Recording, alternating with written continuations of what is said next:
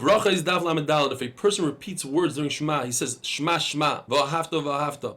It's really not nice. It's meguna. But if a person repeats the entire pasuk twice, then we tell him to be quiet. That seems like he's davening to two different entities. We teach a person to have kavana, and if he doesn't, says the Gemara, we take a metal hammer and give him a nice whack.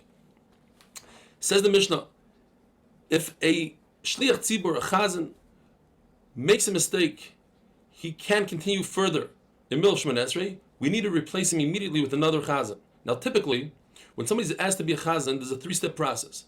The first time you're asked, you refuse. The second time, you start getting geared up to go, and the third time you go. However, in this emergency, there's no time for refusing, not refusing. When they ask you to get up to be the replacement, you jump and you go. A person who doesn't refuse to be a chazan typically, when there's not an emergency, it's similar to a person who eats meat without salt. You can fix it. But if a person refuses too much, that's as if he's eating food with too much salt, and that's not fixable. The replacement chazan, where does he begin? He begins from the place that the original chazan made his mistake. A typical chazan, when we get to Birkas Kahanim, he doesn't answer Amen because that will confuse him. However, in our days, where we have Sidurim and we're not confused, the chazan should say Amen by the psukim of Yivrechecha, but not by the bracha of Birkas Kahanim. A chazan who's a kohen should typically not do Birkas Kahanim because that will confuse him, unless he's sure of himself that he won't be confused, and that's what they do in our days. The Gemara says that there are three things that too much of it is no good: salt, yeast, and refusing to daven for the Amid too much, declining, sarvanos. Rav Huna holds that if a person makes a mistake in the first three brachas of Shemoneh Esrei, he starts from the beginning of Shemoneh Esrei. The last three brachas of Shemoneh Esrei, he starts from the beginning of the last three brachas of Shemoneh Esrei, Ritzei. If a person makes a mistake in the 13 middle brachas, then he begins from the beginning of the 13 middle brachas, which is at the chayin, and he holds, Rav Huna, that all 13 brachas are considered one. Rav Asi holds that the middle brachas don't have an order. According to Rashi, that means that you could say any one in any order you want, and if you make a mistake, you just continue from the end. According to Tosfos, you have to go back to the place that he made the mistake in its original place. The Gemara describes the way Shemoneh Esrei works.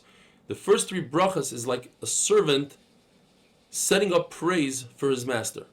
Once he praises him, then he goes in the 13 middle brachas and asks for his needs, and finally the three last brachas are a thanks to his master. Talmidim came to Rebbe Eliezer and said, this chazan is no good. He prolongs his davening. So Rebbe Eliezer told him, what's the big deal? Moshe Rabbeinu davened for 40 days. And they said about another chazan, that chazan is way too quick. He said, what's the big deal? Moshe Rabbeinu was also very quick. Kel na rifan Allah. He davened for Miriam, and it was a very short tefillah. From this pasuk we learn that if a person davens for a friend, it's not necessary to mention their name, because Moshe Rabbeinu didn't mention Miriam's name. We know when we daven Shemoneh Esrei, we bend our knees and we bow forwards with shoicha. We do this four times in Shemoneh Esrei. 2 in the first bracha, right when we start Shemoneh Esrei, and Magen Avram is the end of the first bracha, and then we do it once by Moedim, and the end of Moedim, which is Hatov Shimcha L'Chana Loidos. If one wants to add extra shchiyos, he cannot do so. A couple of reasons: it looks like haughtiness, etc. Now, if you're a kohen gadol, you bow by every single bracha at the end of the bracha. If you're a king, you bow at every single bracha in the beginning of the bracha and at the end of the bracha. And according to Yeshua ben Levi, if you're a king, you bow once in the beginning of Shemoneh Esrei, and you remain in that position for the entire Shemoneh Esrei. There's three types of bowing. There's one called kida. Kida means you put your head forwards until it reaches the ground. You do that by nefilas apayim, by tachnun. Not in our days.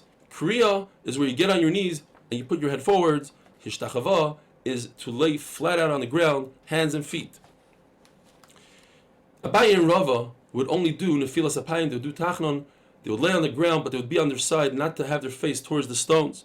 In our days, we just put our hand and we put our head on top of our hand like that. Says the Mishnah, if a person makes a mistake in Shemoneh Esrei, that's a really bad sign for him.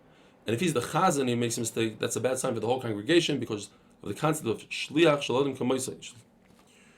Rava saw that Rav Nachman and Rav Sheshes bow twice by Maidim, one at the beginning of Maidim, one at the end of Maidim. The Bryce that says you should not bow by Maidim is referring to the Maidim in Birkas Hamazon. You don't bow there, and you don't bow during Hallel.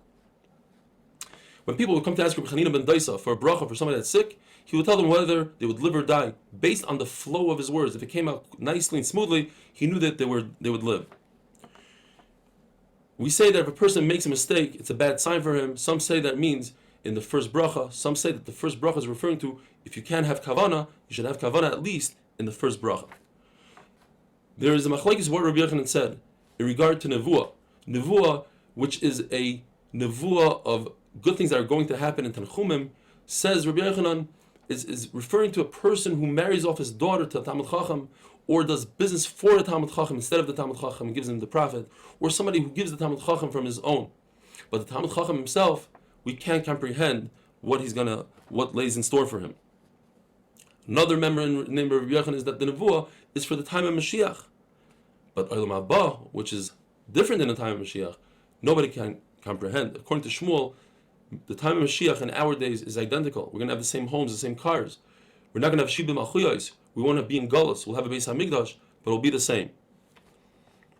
And another pshat is that the Nevuah was given to the Bali Tshuva, but Tzadikim, who are greater than Bali Tshuva, we can't comprehend what their sechar will be. According to Rabbi Avo, it's the opposite. Bali Tshuva are greater than Tzadikim, but Makim Shebali Tshuva oimdim, ain't Tzadikim gurim mechalim lamoy.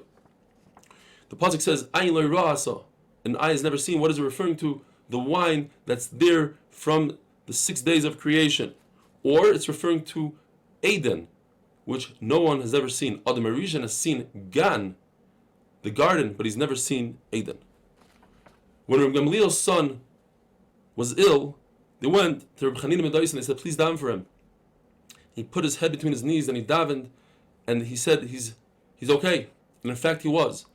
And when they told Rabbi Gamliel says, even if I daven all day long, nobody will answer me. And his wife said, but aren't you greater than Rabbi Chanina? Yes, I'm greater than him. But I'm like a general. I'm not like the slave, the servant that walks around in the king's house like Chanina ben Daisa, who has bigger pull than I do. The Gemara says that a person is considered a chatzuf with two things. If a person davens in an open field, and if a person enumerates his sins and he talks about his sins in the open and tells people about it, that's considered chutzpah. Have a wonderful day.